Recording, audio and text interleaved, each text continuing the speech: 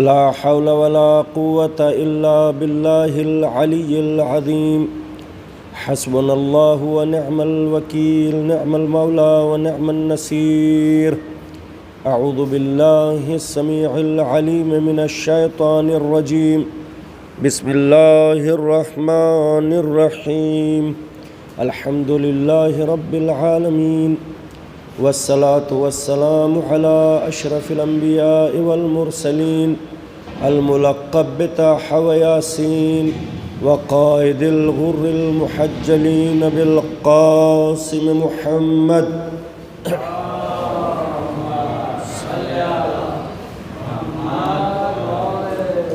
وآله الطيبين الطاهرين المعصومين المظلومين المنتخبين المنتجبين ولعنة الله على أعدائهم أجمعين من يومنا هذا الآن إلى قيام يوم الدين أما بعد فقد قال الله سبحانه تبارك وتعالى وقوله الحق بسم الله الرحمن الرحيم اقرأ باسم ربك الذي خلق خلق الإنسان من علق اقرأ وربك الأكرم الذي علم بالقلم علم الإنسان ما لم يعلم صلوات پڑھے بر محمد و آل محمد.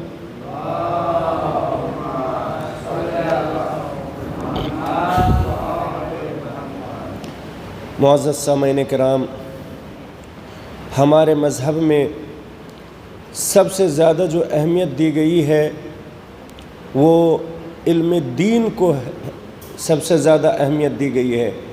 وہ کیوں؟ کس وجہ سے؟ اس وجہ سے کہ جو ہم دین کو قبول کرتے ہیں، اگر وہ بغیر کسی علم کے، بغیر آگہی کے، بغیر معلومات کے اگر ہم اپنے دین پر قائم ہیں تو اس کی کوئی اہمیت نہیں ہے. کیوں؟ کس وجہ سے؟ اس لیے کہ جب ہمیں اس کا ریزن ہی پتہ نہیں ہے، جب ہمیں اس کا سبب ہی پتہ نہیں ہے تو اس کی اہمیت نہیں ہے. اہمیت اس وقت ہوگی کہ جب ہم کسی چیز کو اگر ہم تسلیم کر رہے ہیں تو ہمیں اس کا علم ہو کہ ہم اس چیز کو کیوں تسلیم کر رہے ہیں، اس کا ریزن معلوم ہو، اس کا سبب معلوم ہو. اسی وجہ سے قرآن کریم کی جو سب سے پہلی آیت ہے اس میں خداوند عالم نے علم کا ذکر کیا ہے. اقرأ باسم ربک الذی خلق. اے میرے حبیب، اپنے اس پروردگار کے نام سے پڑھو کہ جس نے انسان کو ایک جمے ہوئے خون سے خلق کر دیا. اور پھر فرمایا اقرأ، پڑھو، وربک الذی اکرم، تمہارا رب بہت کریم ہے. کون سا رب کریم ہے؟ الذی علم بالقلم، وہ رب تمہارا بہت کریم ہے کہ جس نے قلم کے ذریعے تعلیم دی ہے.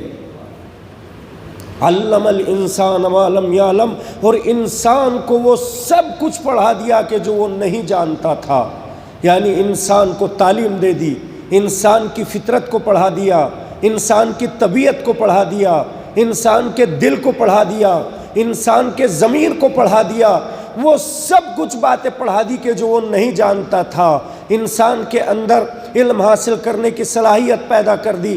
اب اس صلاحیت کا نکھارنا انسان کا کام ہے. خداوند عالم نے انسان کے اندر علم حاصل کرنے کی صلاحیت رکھی. کتنا علم حاصل کرنے کی اس کی کوئی انتہا نہیں ہے. جتنا بھی یہ حاصل کر سکتا ہو اتنا اس کی صلاحیت قبول کر سکتی ہے. لہٰذا عزیزان محترم، حبیب کبریا کے پاس کتنا زیادہ علم ہے. دنیا میں حبیب کبریا سے زیادہ کسی کے پاس بھی علم نہیں ہے جتنا محبوب کبریا کے پاس ہے. اس وجہ سے کہ سارے امتیاز ان کے پاس، ساری فضیلتیں ان کے پاس، ساری کرامتیں ان کے پاس، ساری بزرگی، ساری جلالت ان کے پاس ہے. ختم الانبیاء ہے، ختم المرسلین ہے، وجہ تخلیق کائنات ہے، ساری کی ساری فضیلتیں ان کے پاس ہیں. لیکن پھر بھی خدا کہہ رہا ہے وَقُلْ رَبِّ زِدْنِي عِلْمًا، اے میرے حبیب یہ دعا کرو کہ اے اللہ میرے علم میں اضافہ کر دے. عزیزان محترم یہ ہے علم۔ تو عزیزان محترم کیوں علم کی کو خداوند عالم نے کیوں اتنی اہمیت دی ہے؟ اس لیے کہ انسان کی عقلی صلاحیتوں کا دار و مدار اس کے علم پر ہے۔ اس کی عقل میں نکھار کہاں تک آئے گا؟ کہا جہاں تک اس کے پاس علم ہوگا، جتنا بھی علم ہوگا اتنی ہی اس کی عقل کھلتی ہوئی چلی جائے گی۔ اسی وجہ سے ہمارے مذہب میں یہ مجلسوں کا سلسلہ ہے، یہ مجلسوں کا سلسلہ نہیں ہے بلکہ یہ علم حاصل کرنے کا سلسلہ ہے۔ علم حاصل کرنے کا اس سلسلہ نہیں ہے بلکہ یہ عقلوں کو کھولنے کا سلسلہ ہے۔ عزیزان محترم یہاں مجلس عزا میں آ کر عقلیں کھلتی ہیں۔ اسی وجہ سے کچھ لوگ وہ ہوتے ہیں کہ جو بغیر سوچے سمجھے اپنے مقصد کو معین کر لیتے ہیں۔ دیکھیں ایک چیز کا نام ہوتا ہے بصارت اور ایک چیز کا نام ہوتا ہے بصیرت۔ بصارت کس کو کہتے ہیں اور بصیرت کس کو کہتے ہیں؟ دونوں میں کیا فرق ہے؟ بصارت کہتے ہیں آنکھ کی بینائی کو، جو ہمارے چہرے پر آنکھ لگی ہوئی ہے اس کی بینائی کو کیا کہتے ہیں؟ بصارت۔ لیکن بصیرت کس کو کہتے ہیں؟ بصیرت کہتے ہیں دل کی بینائی کو۔ دل کی بینائی کو بصیرت کہتے ہیں۔ دونوں لفظ یاد رکھیے گا، آنکھ کی بینائی کو بصارت کہتے ہیں، دل کی بینائی کو بصیرت کہتے ہیں۔ عزیزان محترم جس کے پاس بصیرت ہوتی ہے جب وہ کوئی عمل انجام دیتا ہے تو بغیر سوچے سمجھے عمل انجام نہیں دیتا۔ جب وہ کوئی راستہ معین کرتا ہے تو بغیر سوچے سمجھے راستہ معین نہیں کرتا۔ جب وہ قدم اٹھاتا ہے تو بغیر سوچے سمجھے قدم نہیں اٹھاتا ہے بلکہ اپنی بصیرت کے ذریعے پہلے غور و فکر کرتا ہے اور غور و فکر کرنے کے بعد اپنا مقصد کو معین کرتا ہے، اپنے راستے کو معین کرتا ہے۔ عزیزان محترم لیکن جو بے بصیرت انسان ہوتا ہے، جس کے پاس صرف بصارت ہی بصارت ہوتی ہے، جس کے پاس صرف اور صرف آنکھ کی بینائی ہوتی ہے، عزیزان محترم جب وہ کوئی راستے کو معین کرتا ہے، جب وہ کسی ہدف کو معین کرتا ہے، جب وہ کوئی قدم اٹھاتا ہے تو اس میں سوچنے کی صلاحیت ہی نہیں ہوتی ہے۔ عزیزان محترم ایک صلوات پڑھ بر محمد و آل محمد پر۔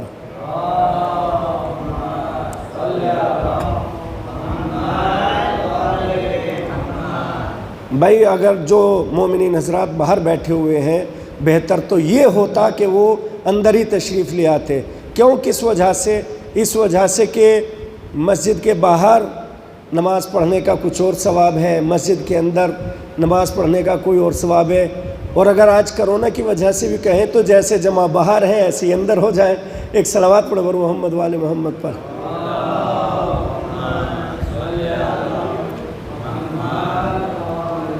لہٰذا فرش مجلس کا زیادہ ثواب ہوتا ہے، لہٰذا ہمیں ایک بصارت سمجھنی چاہیے، ایک بصیرت سمجھنی چاہیے۔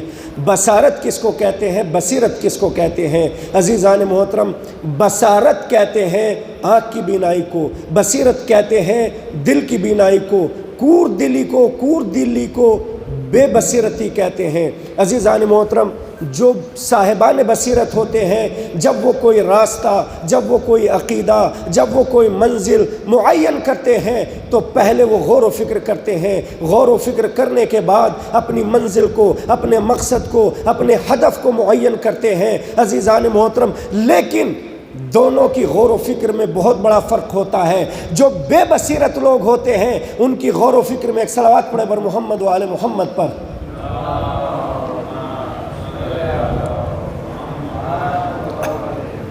ایک صلوات اور پڑھے بر محمد و آل محمد پر۔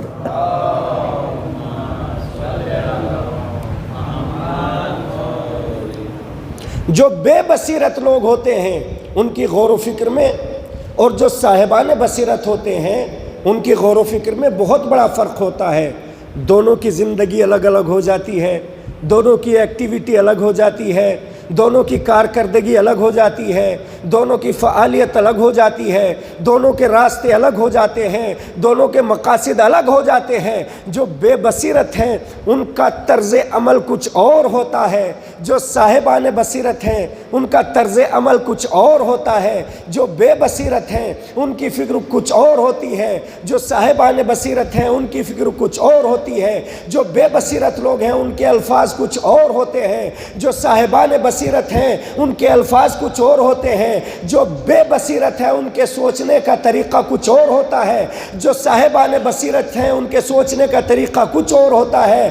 جو بے بصیرت لوگ ہوتے ہیں عزیزان محترم، جب وہ عمل کرتے ہیں تو ان کا مقصد کچھ اور ہوتا ہے۔ جو صاحبان بصیرت ہوتے ہیں جب وہ عمل کرتے ہیں ان کا مقصد کچھ اور ہوتا ہے۔ عزیزان محترم، جو بے بصیرت لوگ ہوتے ہیں جب وہ اپنے مقصد کو معین کرنا چاہتے ہیں، جب وہ اپنے راستے کو معین کرنا چاہتے ہیں تو وہ اپنے مقصد کو، اپنی لذتوں کو دیکھتے ہیں کہ اگر ہم نے اس راستے کو معین کیا، اس مقصد کو معین کیا تو کیا ہمارا دنیاوی فائدہ بھی ہوگا یا نہیں؟ کیا ہماری لذتیں بھی باقی رہیں گی یا نہیں؟ کیا ہمارا آرام بھی باقی رہے گا یا نہیں؟ یہ کون ہے؟ یہ بے بصیرت لوگ ہیں۔ لیکن جو صاحبان بصیرت ہیں جب وہ سوچتے ہیں عزیزان محترم تو ان کا طرز فکر یہ نہیں ہوتا کہ ہمارا آرام بھی باقی رہے گا یا نہیں، ہماری لذتیں بھی باقی رہیں گی یا نہیں، ہماری دنیاوی ٹھاٹ باٹ باقی رہیں گی یا نہیں،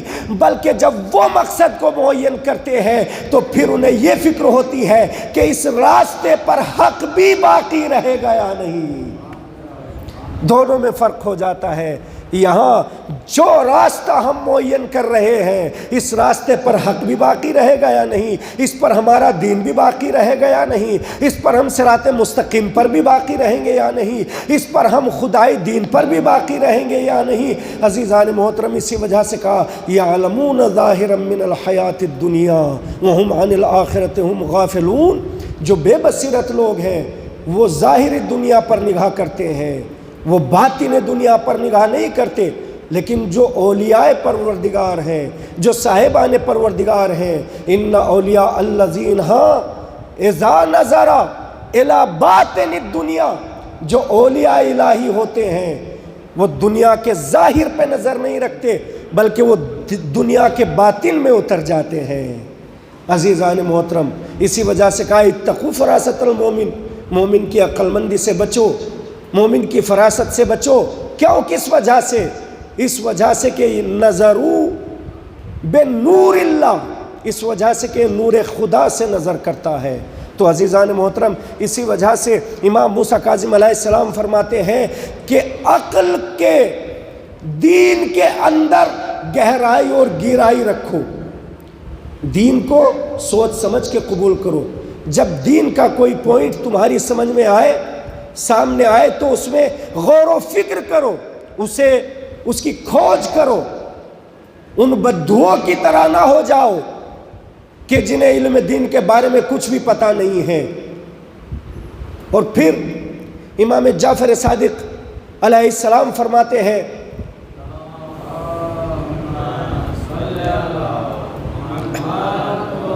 کہ جب دین میں تم گہرائی اختیار کرو گے، جب دین میں تمہاری پکڑ مضبوط ہو جائے گی، جب دین کے مسائل تمہیں زیادہ سے زیادہ معلوم ہو جائیں گے تو دوسروں میں اور تم میں کیا فرق ہوگا؟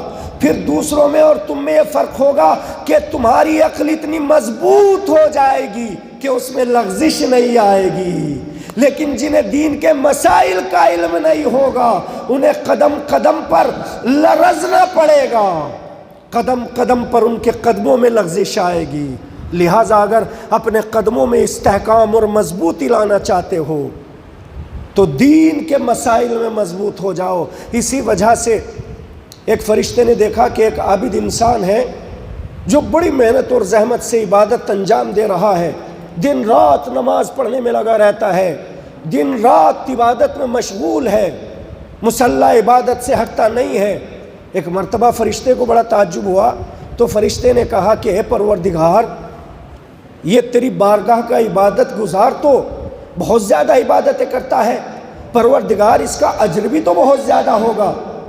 کہا اگر تمہیں اس کا اجر دیکھنا ہے تو پھر اس کے ساتھ رہ کر دیکھو، کچھ وقت اس کے ساتھ گزارو، تمہیں خود ہی پتہ چل جائے گا کہ اس کا اجر کتنا ہونا چاہیے۔ بس وہ فرشتہ اس کے ساتھ آیا عبادت گزار کے، اور اس کے ساتھ لگ کر عبادت کرنے لگا۔ کچھ وقت ہی گزرا تھا کہ جب دونوں کی عبادت کا وقت ختم ہوا تو ایک مرتبہ عبادت گزار نے سرسبز و شادابی پر دیکھا کہ یہاں تو شادابی بہت زیادہ ہے، یہاں تو سبزہ ہی سبزہ اگا ہوا ہے۔ بس ایک مرتبہ فرشتہ تو دیکھ رہا تھا کہ میں اس کی معرفت کو پہچاننا چاہتا ہوں کہ یہ کیا کہے گا۔ لق و دق صحرا میں اگے ہوئے سبزے کو دیکھ کر ایک مرتبہ کہتا ہے کہ اللہ نے یہ سبزہ تو اگا دیا، اگر اللہ ایک گدھا بھی پیدا کر دیتا تو کتنا اچھا ہوتا کہ اس سبزے کو کھا جاتا۔ فرشتے نے کیا کہا؟ فرشتے نے کہا کہ کیا اللہ کے پاس کوئی گدھا نہیں ہے؟ کہا اگر گدھا ہوتا تو پھر یہ گھاس ضائع نہ ہوتی، یہ اس گدھے کے کام آ جاتی۔ بس ایک مرتبہ فرشتے نے کہا ہاں پروردگار تو نے صحیح کہا ہے۔ اللہ نے کہا دیکھ میں جب کسی کو ثواب اور اجر دیتا ہوں تو عبادت پر نہیں دیا کرتا بلکہ عقل کے اوپر دیا کرتا ہوں۔ جس کے پاس جتنی عقل ہوتی ہے میں اتنا ہی اس کو ثواب دیتا ہوں۔ جب خداوند عالم نے عقل کو کہا، عقل کو خلق کیا تو کہا آگے بڑھ جا، آگے بڑھ گئی، اور جب اس سے کہا پیچھے ہٹ جا تو پیچھے ہٹ گئی، اور جب جہل کو خلق کیا تو کہا آگے بڑھ جا، وہ آگے بڑھ گیا، اور جب کہا پیچھے ہٹ جا تو اس نے کہا جب میں آگے بڑھ جاتا ہوں تو پیچھے نہیں ہٹتا ہوں۔ لہٰذا عقل کس کو کہتے ہیں اور جہل کس کو کہتے ہیں؟ عزیزان محترم ہمیں یہ دیکھنا پڑے گا۔ یہ ہمارے مذہب کی حقانیت ہے کہ جتنے بھی ہمارے رہنما ہیں وہ علم کے پیکر ہیں، علم کے مجسمے ہیں۔ عزیزان محترم جنہوں نے منبر پر آ کر یہ کہہ دیا ہو کہ سلونی سلونی قبل ان تفقدونی، جو پوچھنا ہو پوچھ لو اس سے پہلے کہ میں تمہارے پاس سے چلا جاؤں، اور جب سوال کرنے والوں نے سوال کیے تو انہوں نے جواب کے دریا بہا دیے۔ عزیزان محترم ایک وفد آیا ہوا تھا روم سے، اب وہ وفد مولا علی کے پاس آتا ہے اور آنے کے بعد کہتا ہے اے علی ہم نے سنا ہے کہ تم بہت بڑے عالم ہو، اگر تم بہت بڑے عالم ہو تو کیا تم ہماری بات کا جواب بھی دے سکتے ہو؟ اور اگر تم نے ہماری بات کا جواب دے دیا تو بس ہم سمجھیں گے کہ تم ہی خلافت کے حقدار تھے، اور اگر تم نے ہماری بات کا جواب نہیں دیا تو پھر ہمیں تمہارا حق نظر نہیں آئے گا، پھر تو جیسے سب ہے ویسے ہی تم ہو، تمہیں ہماری بات کا جواب دینا پڑے گا۔ مولا علی نے کہا کہ سوال کرو جو تمہیں سوال کرنا ہے۔ انہوں نے کہا کہ مولا یہ بتانا پڑے گا کہ دنیا میں وہ ایک کیا چیز ہے کہ جس کے جیسا کوئی دوسرا نہیں ہے، دو کیا ہے کہ جس کے جیسا تیسرا نہیں ہے، تین کیا ہے جس کے جیسا چوتھا نہیں ہے، چار کیا ہے جس کے جیسا پانچواں نہیں ہے، پانچ کیا ہے جس کے جیسا چھٹا نہیں ہے، سات کیا ہے جس کے جیسا آٹھواں نہیں ہے، آٹھ کیا ہے جس کے جیسا نواں کوئی نہیں ہے، نو کیا ہے جس کے جیسا دسواں کوئی نہیں ہے، دس کیا ہے جس کے جیسا گیارہواں کوئی نہیں ہے، گیارہ کیا ہے جس کے جیسا بارہواں کوئی نہیں، اور وہ بارہواں کیا ہے جس کے جیسا تیرہواں کوئی نہیں۔ مولا نے کہا کہ کیا سوالات ختم ہو گئے یا اور باقی ہیں؟ کہا نہیں ختم ہو گئے۔ کہا نہیں اگر اور ہو تو اور پوچھ لو۔ کہا یہ تو ہم آپ سے ہی سن رہے ہیں کہ اتنے سوالات کے بعد بھی آپ کہہ رہے ہیں جو پوچھنا ہو اور پوچھ لو۔ اگر کوئی دوسرا ہوتا تو وہ سوال ہی بھول جاتا، اور آپ کہہ رہے ہو اور جو پوچھنا ہو پوچھ لو۔ کہا دیکھو سنو، جو تم نے کہا ہے کہ وہ ایک کیا ہے جس کے جیسا دوسرا کوئی نہیں ہے، وہ فقط اور فقط خدا ہے۔ لیس کمثلہ شیء، خدا کے جیسا کوئی دوسرا نہیں ہے۔ اس نے کہا آپ نے بالکل صحیح فرمایا۔ آپ نے کہا کہ تو نے یہ کہا ہے کہ وہ دو کیا ہے کہ جس کے جیسا تیسرا کوئی نہیں ہے، تو سن وہ دو فقط اور فقط رات اور دن ہے، رات اور دن کے علاوہ کوئی تیسرا نہیں ہے۔ کہا بالکل آپ نے صحیح فرمایا۔ کہا تو نے کہا کہ وہ تین کیا ہے جس کے جیسا چوتھا کوئی نہیں؟ تو سن، وہ تین لوح، قلم اور کرسی ہے کہ جن کو خداوند عالم نے سب سے پہلے نور پیغمبر سے خلق کیا ہے، ان کے جیسا کوئی چوتھا نہیں ہے۔ کہا آپ نے صحیح فرمایا۔ کہا تو نے کہا کہ وہ چار جن کے جیسا پانچواں کوئی نہیں ہے، وہ کیا ہے؟ کہا تو سن، وہ چار آسمانی کتابیں ہیں، توریت، زبور، انجیل، قرآن، ان کے جیسا کوئی پانچواں نہیں ہے۔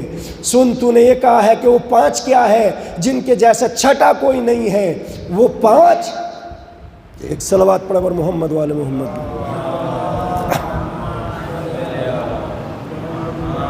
تو نے یہ کہا ہے کہ وہ پانچ کیا ہے جن کے جیسا کوئی چھ نہیں ہے، تو وہ پانچ نمازیں ہیں، بس پانچ ہی نماز ہے، پانچ نماز کے علاوہ کوئی چھٹی نماز واجب نہیں ہے۔ تو نے پوچھا ہے کہ وہ چھ کیا ہے جن کے علاوہ ساتواں کوئی نہیں ہے، وہ 6 دن ہیں جن 6 دنوں میں خداوند عالم نے زمین اور آسمان کو خلق کیا۔ تو نے کہا کہ وہ 7 کیا ہیں کہ جن کے علاوہ 8واں نہیں ہے۔ مولا علی نے کہا کہ دیکھ، وہ 7 آسمان ہیں کہ جو خداوند عالم نے خلق کیے ہیں۔ تو نے کہا کہ وہ 8 کیا ہیں جن کے علاوہ 9 نہیں ہیں، تو وہ 8 وہ فرشتے ہیں کہ جو آسمان الہی کو اٹھائے ہوئے ہیں۔ تو نے کہا ہے کہ وہ 9 کیا ہے کہ جن کے علاوہ 10واں نہیں ہے، وہ حضرت صالح کے ناقے کے قاتل ہیں۔ حضرت صالح کے قاتل 9 تھے، ان کے علاوہ کوئی 10واں نہیں ہے۔ تو نے کہا کہ وہ 10 کیا ہیں؟ کہا وہ 10 حج میں رکھے جانے والے 10 روزے ہیں جن کے لیے قرآن میں آیا ہے تلک عشرۃ کاملہ، ان کے علاوہ کوئی 11واں نہیں ہے۔ اور تو نے کہا 11 کیا ہے جو 12واں کوئی نہیں ہے؟ سن، وہ 11 ستارے ہیں کہ جس نے یوسف کو سجدہ کیا تھا، جس کے لیے قرآن میں آیا ہے انی رأیت 11 کوکبا والشمس والقمر رأیتهم لی ساجدین۔ اے بابا، میں نے دیکھا ہے کہ مجھے 11 ستارے سجدہ کر رہے ہیں۔ تو نے یہ کہا ہے کہ وہ 12واں کیا ہے کہ جن کا 13واں کوئی نہیں ہے۔ تو سن، وہ 12 سال کے 12 مہینے ہیں کہ جن کا 13واں نہیں ہے۔ عزیزان محترم، ایک مرتبہ اس نے کہا کہ یہ بتاؤ کہ وہ 2 دشمن کیا ہیں کہ جو آپس میں کبھی مل نہیں سکتے؟ کہا وہ دشمن رات اور دن ہے، یہ ایسے دشمن ہے کہ جو آپس میں مل نہیں سکتے۔ تو نے یہ پوچھا ہے کہ بغیر ماں باپ کے کون پیدا ہوا ہے؟ آدم و حوا بغیر ماں باپ کے پیدا ہوئے ہیں۔ تو نے یہ کہا ہے کہ بغیر باپ کے کون پیدا ہوا ہے؟ بغیر باپ کے جناب مریم سے حضرت عیسیٰ پیدا ہوئے ہیں۔ تو عزیزان محترم، یہ علم کے دریا بہا دیے، ایک طریقے کا سوال نہیں ہوا۔ مولا کائنات کے پاس ایک شخص آیا اور آنے کے بعد کہا کہ مولا، میں آپ کی حکومت سے ہوں، ایک سوال، صلوات پڑھ پر محمد والے محمد پر۔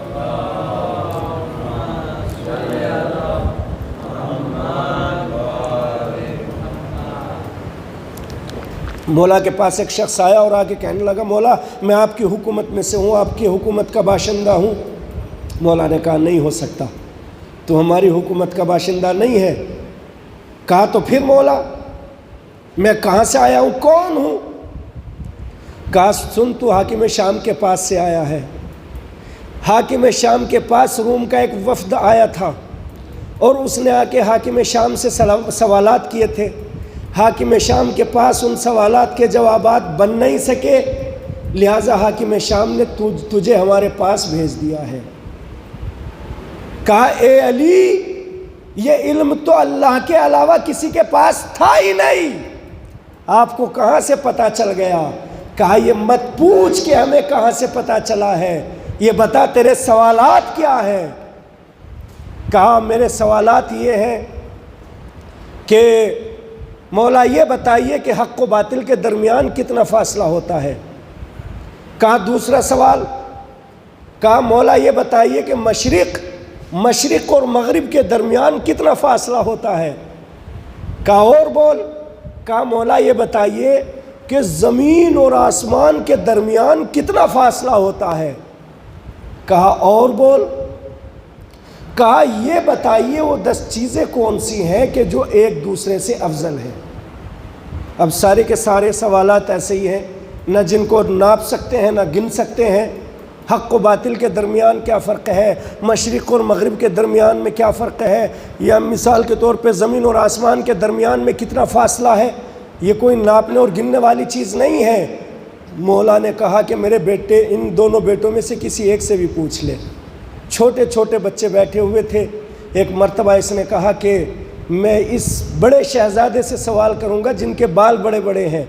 امام حسن علیہ السلام کے سامنے آیا اور ایک مرتبہ امام حسن علیہ السلام سے سوال کیا کہ یہ بتائیے کہ حق اور باطل کے درمیان میں کتنا فاصلہ ہے۔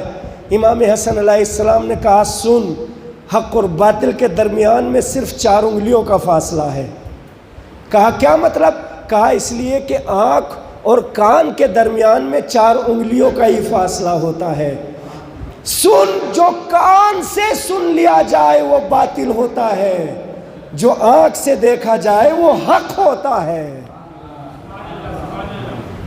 مولا نے کہا اور کہا یہ بتلائیے کہ مشرق اور مغرب کے درمیان میں کتنا فاصلہ ہے۔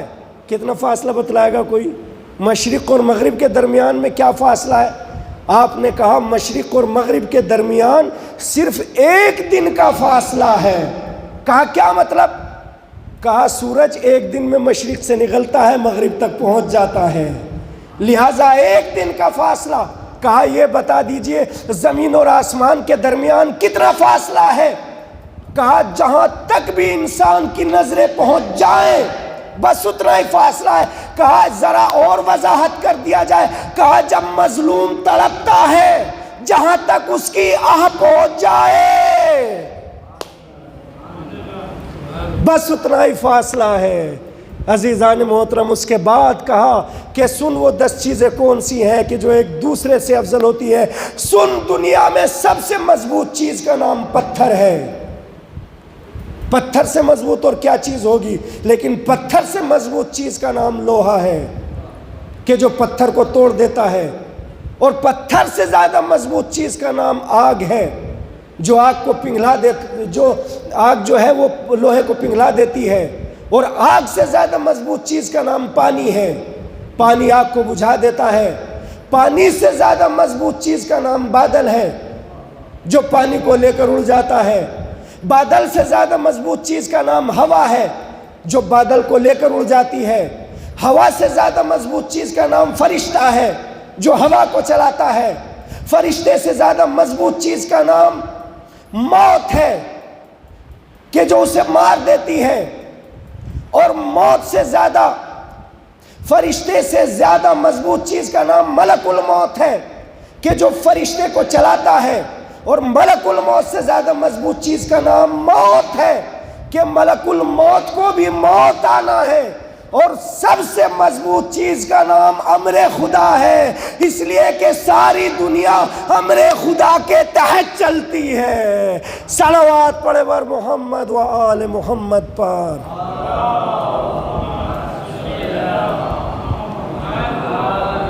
بس عزیزان محترم، میری تقریر کا وقت ختم ہو گیا، اس سے زیادہ بیان میں اور گنجائش نہیں ہے۔ تو عزیزان محترم، اسی وجہ سے مولا کائنات علم کا چشمہ ہے، علم کا دریا ہے، اسی وجہ سے ان کے گھر میں پلنے والے بچوں کو پڑھنے کی ضرورت نہیں ہوتی، بلکہ وہ بغیر پڑھے ہوئے عالم غیر معلم ہوتے ہیں۔ اسی وجہ سے امام زین العابدین علیہ السلام نے اپنی پھوپھی سے کہا، اے پھوپھی، آپ تو عالمہ غیر معلمہ ہیں، آپ تو ایسی عالمہ ہیں کہ جس کو کسی نے پڑھایا بھی نہیں ہے لیکن اس کے باوجود بھی سب سے بڑی عالمہ ہے۔ اسی وجہ سے تو امام حسین علیہ السلام نے جناب زینب کو چنا تھا کربلا کے لیے، اس لیے کہ کربلا جیسے مقصد کو بچانا صرف زینب کا کام تھا۔ عزاداران امام مظلوم، اس لیے کہ ان دونوں بہن بھائیوں میں بڑی محبت تھی، دنیا میں جتنی محبت بہن بھائیوں میں کہیں نہیں ملی، ان 2 بھائیوں میں ملی ہے۔ عزیزان محترم، جناب زینب صحن میں سو رہی ہے، ایک مرتبہ بچپن کا عالم ہے، امام حسین علیہ السلام دیکھ رہے ہیں کہ میری بہن سو رہی ہے لیکن آفتاب کی تپش پڑ رہی ہے، آفتاب کی کرنیں ہیں، آفتاب کی دھوپ ہے، بس امام حسین علیہ السلام سے دیکھا نہ گیا۔ ایک مرتبہ چادر لائے اور چادر لانے کے بعد اپنی بہن کے اوپر چادر کا سایہ کر دیا۔ بس اچانک جناب زینب کی آنکھیں کھل گئی، دیکھا کہ میرا بھائی حسین ہے کہ جو میرے اوپر چادر کا سایہ کیے ہوئے ہے۔ اے بھیا حسین، ارے میرے اوپر چادر کا سایہ کیوں کیے ہوئے ہو؟ اے میری بہن، ارے آفتاب کی دھوپ آپ کے اوپر پڑ رہی تھی، مجھ سے برداشت نہ ہو سکا، میں نے چادر کا سایہ کر دیا۔ ارے شاید زینب کے ذہن میں آیا ہو میرا بھیا بھی اگر کبھی ایسی جگہ لیٹا ہوگا کہ جہاں آفتاب کی دھوپ ہوگی، میں بھی چادر کا سایہ کر لوں گی۔ عزادارو، لیکن وہ وقت بھی آیا کہ جب 11 محرم تھی اور حسین کا لاشا کربلا میں بے گور و کفن تھا۔ جناب زینب نے دیکھا آج میرے بھیا کا لاشا سورج کی دھوپ میں پڑا ہوا ہے، لیکن اے بھیا میرے پاس چادر نہیں ہے کہ جو میں چادر کا سایہ کر دوں۔ عزاداران امام مظلوم، اسی وجہ سے جناب زینب نے کہاں کہاں صبر نہیں کیا، ہر جگہ صبر کیا ہے۔ عزادارو، علی اکبر کے سینے پہ برچھی کا پھل لگا تو جناب زینب نے صبر کیا۔